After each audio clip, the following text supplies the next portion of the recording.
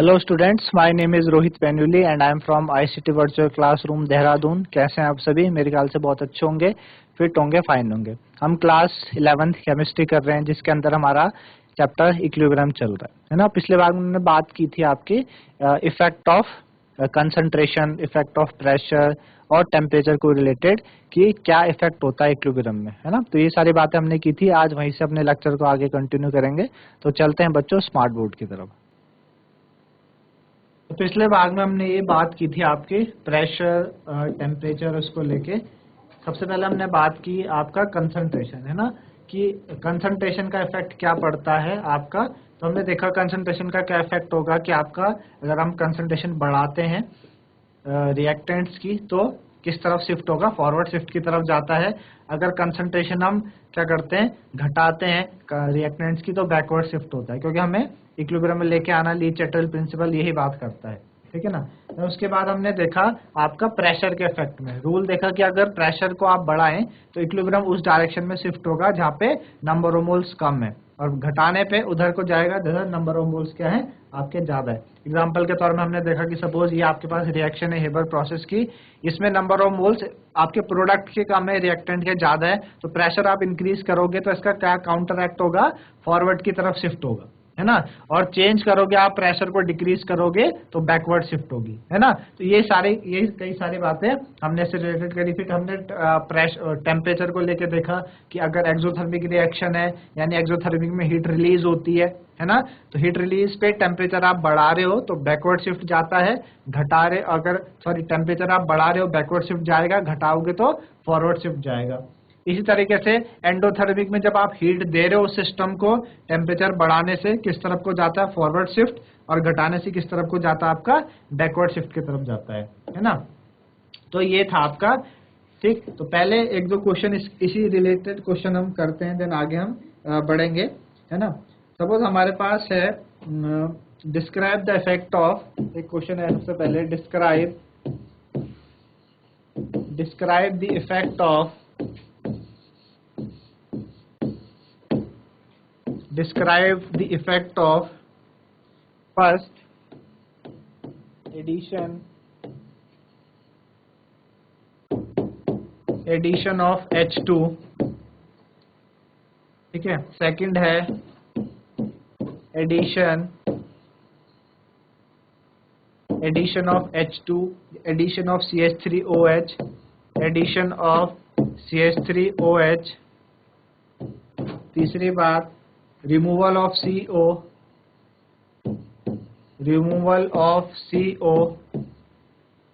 और डी है आपका removal of CH3OH,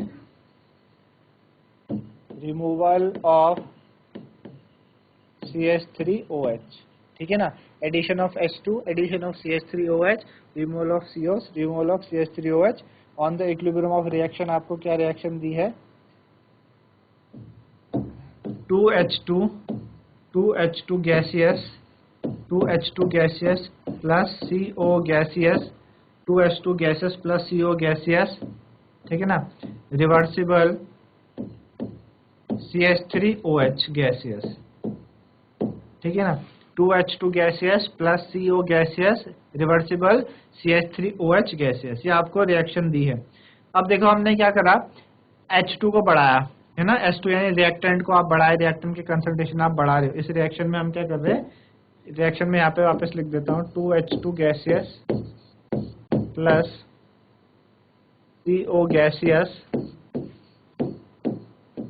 2H2 gaseous, CO gaseous, reversible CH3OH gaseous, ठीक है। ये आपके पास रिएक्शन है। अब हमने पहला क्या करा, H को बढ़ाया, यानी हमने क्या चेंज किया, H को हम बढ़ा रहे हैं, है ना।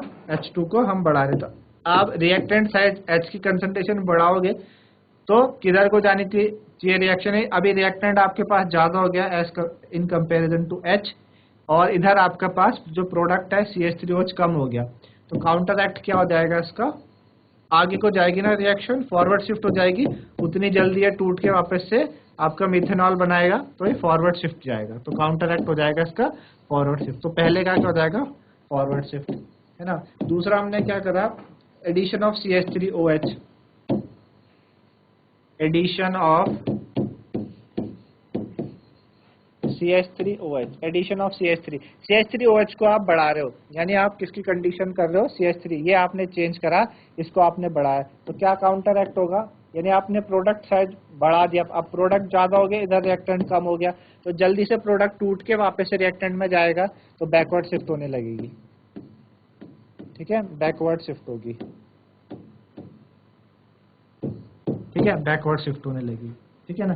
तीसरा आपके पास क्या है, तीसरी कंडीशन क्या है, removal of CO, removal of CO, है ना। CO का आपने क्या करना है, CO को आपने रिमूव करना है, यानी रिएक्टेंट साइड आप CO को डिक्रीज कर रहे हो, तो काउंटर एक्ट क्या होने लगेगा, जब आप CO को डिक्रीज करोगे, है ना, यानी अभी रिएक्टेंट आपके पास कम हो गए, प्रोडक्ट ज्यादा क्वांटिटी में होगा, तो प्रोडक्ट वापस से टूट के रिएक्टेंट बनाना चाहेगा वापस से, तो बैकवर्ड शिफ्ट होने लगेगी, इसमें भी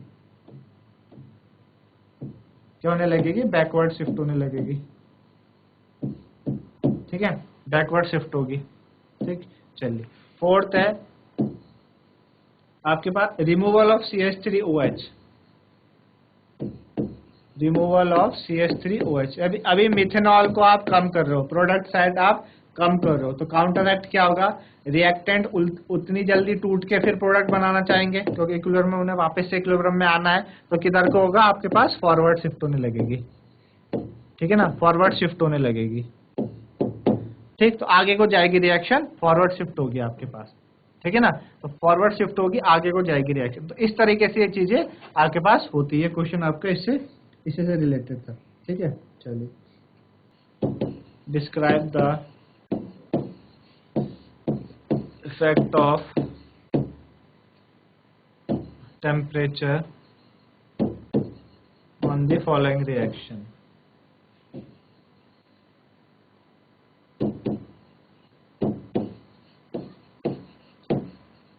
ठीक है, क्या रिएक्शन है हमारे पास, 2-3 रिएक्शन है। पहली COCl2 gaseous, reversible CO gaseous plus Cl2 gaseous. ठीक है ना, तो डेल्टा H आपको दे रखा है -42.3 किलो जूल्स पर मोल। ठीक है, दूसरी रिएक्शन हमारे पास क्या है, CaCO3 gaseous, reversible CaO gaseous plus CO2 gaseous, delta H क्या होगा आपके पास, 20.3 किलो जूल पर मोल। ठीक, थर्ड है 4NH3 gaseous plus 5O2 gaseous, reversible 4NO gaseous plus 6H2O gaseous, 4NO gaseous plus 6H2O gaseous, ये आपके पास रिएक्शन है। इसमें आपको दे रखा है, इसमें मैं इधर लिख देता हूँ -23.5, ठीक है, kilo joule per mole. Fourth 2H2 gaseous plus CO gaseous, reversible CH3OH gaseous. ठीक है ना, CH3OH गैसियस, इसमें आपको दे रखा है प्लस 49.5 किलो जूल पर मोल। ठीक है ना, ये आपके पास 4 रिएक्शंस है, आपको बताना है कि क्या इफेक्ट हुआ इनका टेम्परेचर पे। तो पहली वाली रिएक्शन को आप ध्यान से देखो। पहली वाली रिएक्शन में COCl2 जब टूटा, उसने क्या बनाया, CO और Cl2 बनाया। डेल्टा H आपको दिया हुआ माइनस में, माइनस का मतलब हीट इससे रिलीज हुई है, एक्सोथर्मिक रिएक्शन है ये, है ना। कैसी है, एक्सोथर्मिक रिएक्शन है। अब एक चीज यहाँ पे describe the effect of increase of temperature, increase of temperature, ठीक है, on the following reaction. Temperature बढ़ाने पे क्या होगा, अब एक्सोथर्मिक रिएक्शन है क्योंकि डेल्टा एच इसका माइनस है। एक्सोथर्मिक में क्या होता है, जब आपको पीछे बताया था कि एक्सोथर्मिक में आप टेम्परेचर बढ़ाओगे तो टेम्परेचर बढ़ाने से किधर को जाएगी रिएक्शन, बैकवर्ड शिफ्ट जाती है, पीछे को जाती है ना। तो पहले वाले में क्या हो जाएगी आपकी, क्योंकि आप टेम्परेचर बढ़ा रहे हो, एक्सोथर्मिक रिएक्शन है, तो पहले का क्या हो जाएगा, बैकवर्ड शिफ्ट हो जाएगा। उसे इक्विलिब्रियम में वापस आना है तो बैकवर्ड शिफ्ट करेगा। ठीक है, दूसरी रिएक्शन आप देखो, दूसरी रिएक्शन हमारे पास क्या है, डेल्टा एच आपको प्लस में दिया है, यानी ये कौन सी रिएक्शन है, एंडोथर्मिक रिएक्शन है, एंडोथर्मिक रिएक्शन। ठीक है ना, एंडोथर्मिक रिएक्शन है। अब एंडोथर्मिक रिएक्शन में क्या होता है कि जब आपके पास एंडोथर्मिक रिएक्शन आप टेम्परेचर बढ़ा रहे हो तो आपने क्या देखा था, फॉरवर्ड की तरफ शिफ्ट होती थी, तो ये इधर को शिफ्ट होगी, है ना, तो ये दूसरे का क्या हो जाएगा, फॉरवर्ड शिफ्ट हो जाएगा।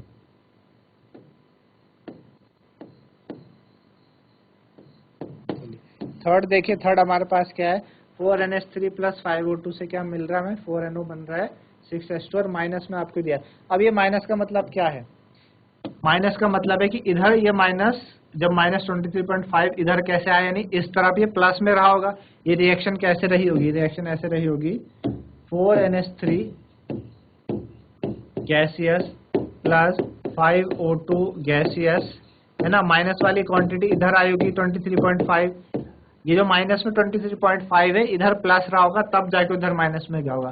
तो इधर प्लस का मतलब आप इस सिस्टम को क्या दे रहे हो, हीट दे रहे हो। हीट किसको देते हो आप, एंडोथर्मिक रिएक्शन। तो ये वाली रिएक्शन कौन सी होगी आपके पास, एंडोथर्मिक हो गई। एंडोथर्मिक में जब आप टेम्परेचर इंक्रीज करोगे तो फॉरवर्ड शिफ्ट हो जाएगी, इसका भी क्या होने लगेगा आपके पास, फॉरवर्ड शिफ्ट। ठीक है ना, आगे को जाएगी रिएक्शन तो फॉरवर्ड शिफ्ट हो जाएगी तीसरे वाले को। देन फोर्थ आपके पास क्या है, फोर्थ आपके पास है 2H2 प्लस CO गैसियस से क्या बन रहा, CH3OH गैसेस बन रहा प्लस 49.5 किलो जूल पर मोल। अब ये प्लस वाली क्वांटिटी इधर माइनस में रही होगी, ऐसे रही होगी 2H2 gaseous plus CO gaseous, ठीक है, माइनस 49.5, उधर गया 49 माइनस, तो उधर जाके वो प्लस हुआ होगा, यानी माइनस मतलब आप इससे हीट छीन रहे हो। एक्सोथर्मिक में हीट निकलती है ना, हीट रिलीज एक्सोथर्मिक में होती है।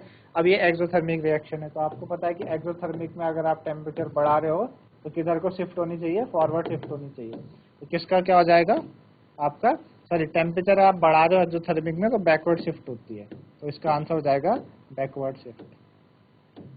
ठीक है, तो बैकवर्ड शिफ्ट।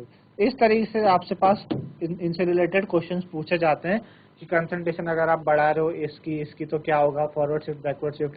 प्रेशर को आप इंक्रीज डिक्रीज कर रहे हो तो क्या होगा, या फिर आप टेम्परेचर को बढ़ा रहे हो तो टेम्परेचर में आपको चीजें नोटिस करनी है कि वो रिएक्शन एंडो है या एक्सोथर्मिक है, और उसको आपका रूल याद होना चाहिए कि किस तरीके से एंडो और एक्सो में चीजें होती हैं। ठीक है ना, तो ये तीन इफेक्ट हमने बेसिकली कल पढ़े थे, प्रेशर, टेम्परेचर और कंसंट्रेशन के बारे में। चौथा इफेक्ट है आपके पास effect of catalyst. Effect of catalyst, ठीक है, इफेक्ट ऑफ कैटलिस्ट में क्या होगा आपके पास, कोई चेंज नहीं आता, नो इफेक्ट, इक्विलिब्रियम में कोई फर्क नहीं पड़ता, है ना। जो इफेक्ट ऑफ कैटलिस्ट है इज इंडिपेंडेंट ऑफ मतलब equilibrium is independent of catalyst. Catalyst पे बिल्कुल भी वो क्या नहीं करता, भरोसा नहीं करेगा। जिस पॉइंट पे इक्विलिब्रियम आना है उसी पॉइंट पे इक्विलिब्रियम आएगा, बस कैटलिस्ट क्या करता है, उस रिएक्शन की स्पीड को बढ़ा देता है ना। सपोज जैसे कि ये हमारे पास है, इस तरीके से ग्राफ है कि सपोज ये यहाँ से क्या हुआ, प्रोडक्ट आपके रिएक्टेंट थे, उनकी कंसंट्रेशन क्या हुई, घटना स्टार्ट हुई और प्रोडक्ट की बनना स्टार्ट हुई। तो इस वाले पॉइंट पे हमें इक्विलिब्रियम अचीव हो रहा है, इस पॉइंट में हमें क्या हो रहा है, इक्विलिब्रियम अचीव हो रहा है। तो यहाँ पे इक्विलिब्रियम इसी पॉइंट पे अचीव होगा जिस पे होता है, बस रिएक्शन की स्पीड बढ़ जाएगी, यानी समय आपका थोड़ा सा जल्दी फास्ट हो जाएगा उस इक्विलिब्रियम को अचीव करने पे, बाकी कोई इफेक्ट नहीं पड़ता। तो अगर आपसे पूछा जाए कि भाई ये रिएक्शन आपको दे रखी है और कैटलिस्ट का क्या इफेक्ट पड़ेगा इस पे, इक्विलिब्रियम पे, तो हम बात करेंगे नो इफेक्ट। ठीक है ना, चलिए अगला हमारे पास फिफ्थ है effect of what, inert material.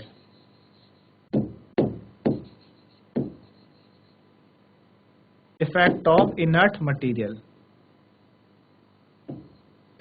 अब इनर्ट मटेरियल आपने डाला, आपके पास कोई रिएक्शन चल रही थी, जैसे हमारे पास ये है N2 gaseous plus 3H2 gaseous,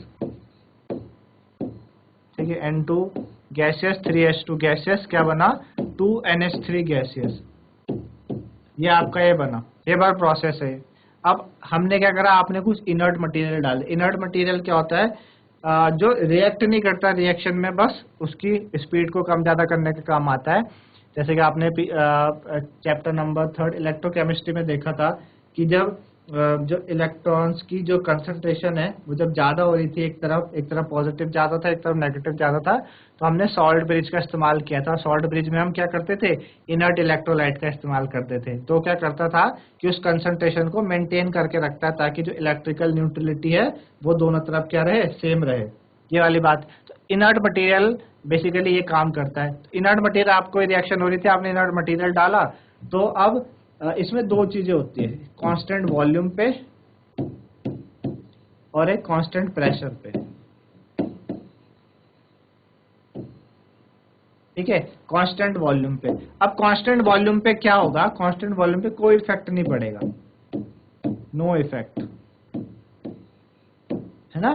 constant volume पे क्या होता है, कोई इफेक्ट नहीं पड़ता, जैसे रिएक्शन चल रही थी वैसी रिएक्शन चलती जाती। सपोज जैसे ये रिएक्शन थी, आपने क्या करा, इसमें आपने इनर्ट मटेरियल डाला, पर आपने कांस्टेंट वॉल्यूम क्या रखा, कांस्टेंट रखा। तो वॉल्यूम कांस्टेंट रखने पे इस पे कोई इफेक्ट नहीं आता, ठीक है ना, कोई इफेक्ट नहीं आएगा इस पे। लेकिन कांस्टेंट प्रेशर आपने रखा अगर,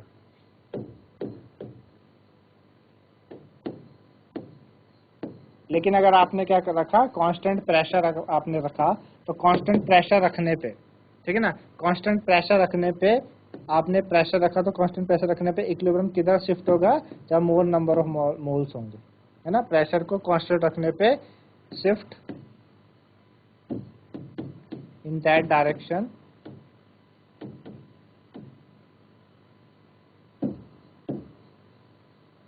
where have greater number of mole.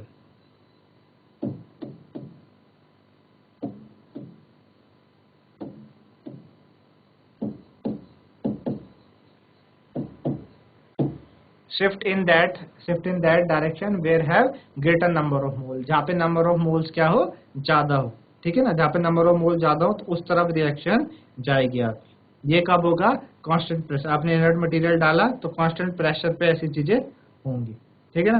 तो ये आपका बेसिकली क्या है, आपके पास इनका इफेक्ट है वेरियस सब्सटेंसेस का, कंसंट्रेशन, प्रेशर, ठीक है ना, इन सारों का इफेक्ट है ये, ठीक है ना। आई बात समझ में। तो ये तो बेसिकली ये इफेक्ट था हमारे पास इसके बारे में, ठीक है। तो ये आपका जो केमिकल इक्विलिब्रियम वाला पार्ट है वो कंप्लीट हो रहा है केमिकल, क्योंकि इसमें मैंने बताया था स्टार्टिंग में कि दो पार्ट है आपके इस चैप्टर में, दो पार्ट है, एक केमिकल पार्ट है, एक केमिकल पार्ट है और एक कैसा पार्ट है, एक केमिकल वाला है, एक आपका आयनिक इक्विलिब्रियम है। तो केमिकल पार्ट आपका यहाँ पे क्या हो रहा है, खत्म हुआ। अब इक्विलिब्रियम, जो आयनिक इक्विलिब्रियम वाला पार्ट है उसकी तरफ हम जाएंगे। चलिए, तो कुछ क्वेश्चन इससे रिलेटेड, जो एक केमिकल इक्विलिब्रियम से रिलेटेड क्वेश्चंस आते हैं उसके बारे में बात करेंगे पहले, ठीक है ना। तो ये केमिकल इक्विलिब्रियम आपका कंप्लीट हुआ। अब आयनिक इक्विलिब्रियम कुछ बाद में करेंगे, अभी हम क्वेश्चंस कर रहे हैं इससे रिलेटेड। जैसे हमने पूछा है आपका एक्सप्रेशन लिखना आपने equilibrium constant Kc for the following reaction, right expression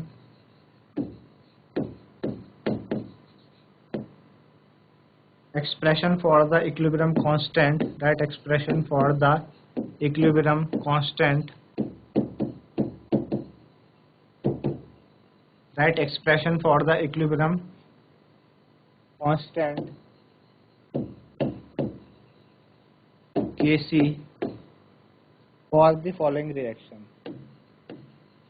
for the following reaction,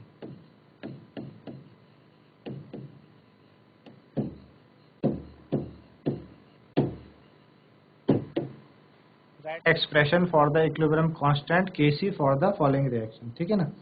पहला है आपके पास 2NoCl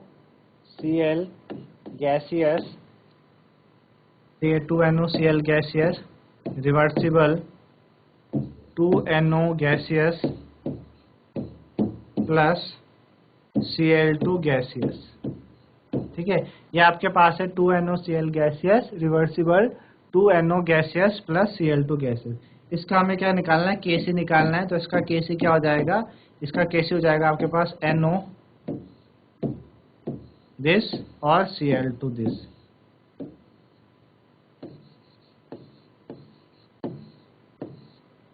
ये ठीक है ना, इसका Kc क्या हो जाएगा NO की पावर 2 Cl2 और NoCl, क्योंकि हमने क्या कहा था, होता है कि इक्विलिब्रियम कांस्टेंट जो आपके प्रोडक्ट है और जो रिएक्टेंट है उनका रेशियो, ये जनरली कंसंट्रेशन का रेशियो होता है और Kc की बात हम कंसंट्रेशन में ही करते हैं, है ना। तो ये आपका इस तरीके से पहले का हुआ। अब आपके पास दूसरी रिएक्शन है। दूसरी रिएक्शन आपके पास क्या है, 2CO NO3 का whole twice solid, 2CO NO3 का whole twice solid, 2CuO solid plus 4NO2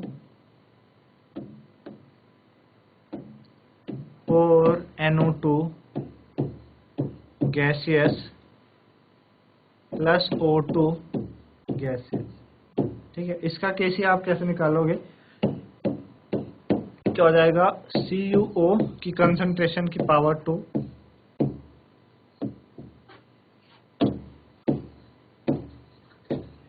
NO2 की कंसंट्रेशन की power 4 O2 whole upon Cu NO3 का स्क्वायर की पावर 2, है ना। अब देखो आप, CuO सॉलिड में है, बाकी दो गैसेस में, और ये भी सॉलिड में। तो सॉलिड की जो कंसंट्रेशन है हम यूनिटी लेते हैं, क्या लेते हैं, यूनिटी। इनकी जगह आपको 1 रखना है, 1 रखना है। तो इसकी जगह क्या आ जाएगा, 1 आ जाएगा। बाकी ये बच जाएगा NO2 की पावर 4 और ये बचेगा O2 और ये आ जाएगा CO NO3 का स्क्वायर, और इसकी भी कंसंट्रेशन, क्योंकि ये भी सॉलिड है, इसकी भी कंसंट्रेशन हो जाएगी 1। तो हमारे पास क्या बचेगा, सिर्फ Kc हमारे पास ये आ जाएगा NO2 की पावर 4 और O2। ठीक है, ये हमारे पास Kc आ जाएगा। ठीक है ना। चलो अगला देखिए आप, CH3COOH CH3COO C2H5 CH3COO C2H5 solid, CH3COO C2H5 aqueous form में दिया आपको ये, plus H2O liquid, H2O liquid, CH3COOH aqueous plus C2H5OH aqueous. ठीक है ना, CH3COO C2H5 aqueous plus H2O liquid, CH3COOH aqueous और इधर C2H5OH एक्वस आपको दिया है। अब इसका Kc निकाल लोगे तो Kc क्या आ जाएगा, इसका CH3COOH की कंसंट्रेशन है ना, अभी एक्वस में दे रखिए, और इधर आपके पास C2H5OH एक्वस, इधर CH3COO C2H5 एक्वस, और इधर आपके पास दिया है H2O लिक्विड। ठीक है, ये आपको दिया है। तो जब भी आपको जो वाटर है वो आपको एक्वस फॉर्म में कभी देखने को मिले तो हम उसकी कंसंट्रेशन को यूनिटी मानते हैं, है ना। तो इसकी जगह H2 की जगह 1 आ जाएगा, तो हमारे पास सिर्फ ये बचेगा CH3COOH एक्वस, और इधर बचेगा C2H5OH एक्वस। ठीक है, होल अपॉन में आपके पास आ जाएगा CH3COO C2H5 एक्वस। ठीक है ना, ये आपके पास क्या है, Kc इस तरीके से है। चलिए अगला देखिए आप, अगला question, find out the value of Kp find out the value of Kp, find out the value of Kp, ठीक है ना। आपको Kp की वैल्यू, Kc की वैल्यू आपको निकालनी है, Kc, find out the value of Kc, ठीक है ना। और आपको रिएक्शन क्या दी है, 2NOCl gaseous reversible 2NO gaseous plus Cl2 gaseous, ठीक है। Kp की वैल्यू आपको क्या दी है, 1.8 इंटू 10 की पावर -2, 1.8 इंटू 10 की पावर -2, है ना। ये आपको Kp की वैल्यू दी है 1.8 इंटू 10 की पावर -2 एट 500 केल्विन। हमें Kc निकालना है। आपको पता है ये रिलेशन Kp और Kc का क्या होता है, Kp = Kc RT की पावर डेल्टा Ng, है ना। Kp आपको दे रखा है 1.8 इंटू 10 की पावर -2, Kc हमें निकालना है, R आपका कितना होता है 0.083, ठीक है। T हमको कितना दे रखा, 500 केल्विन में ही चाहिए होता है वो, और डेल्टा Ng हमें नहीं पता, तो डेल्टा Ng कैसे निकाला जाता है, Np माइनस Nr से। Np हमारे पास कितने हैं, 2 इसके मोल है और 1 इधर का मोल है, 3 हो गए, और Nr पे 2 इधर के हैं, तो 3 - 2 1 आ जाएगा, तो इसकी पावर 1, है ना। Kc कितना हो जाएगा हमारे पास, 1.8 इंटू 10 की पावर -2 होल अपॉन में ये जो भी मल्टीप्लाई करके आएगा, ठीक है ना, उधर तो 0.083 इंटू 500 ऐसे हो जाएगा। अब यहाँ से आप पॉइंट हटा लो, इधर आपके पास चले जाएगा 3 0, तो 2 0 से 2 0 ये कैंसिल हो जाएंगे। ये हमारे पास बेसिकली यहाँ से भी पॉइंट हटा लो, नीचे 1 0 आ जाएगा, इससे भी ये कैंसिल हो गए। हमारे पास बचा 18 इंटू 10 की पावर -2, और नीचे हमारे पास क्या आ रहा है, 83 को 5 से करें, 5 3 जा 15 और 5 8 जा 40 और 41, इतना आ रहा है ना। 18 को आप जरा 415 से डिवाइड करके देखो कितना बैठेगा, 18 डिवाइडेड बाय 415, ये आ जाएगा आपके पास 0.043, है ना, इंटू 10 की पावर -2। अब हमें इसको स्टैंडर्ड फॉर्म में लेके आना, माइनस इधर 0, सॉरी पॉइंट को इधर शिफ्ट करो आप 2 दशमलव बाद 4 के बाद, तो 4.3। अब आपने क्या करा, टुवर्ड्स राइट गए और 2 डेसिमल गए, तो जब राइट को आते हैं तो पावर क्या होती है आपकी, डिक्रीज होती है, तो -2 के बजाय क्या हो जाएगा, -4 हो जाएगा। ये आपके पास क्या हो जाएगा, Kc की वैल्यू इस तरीके से आ जाएगी।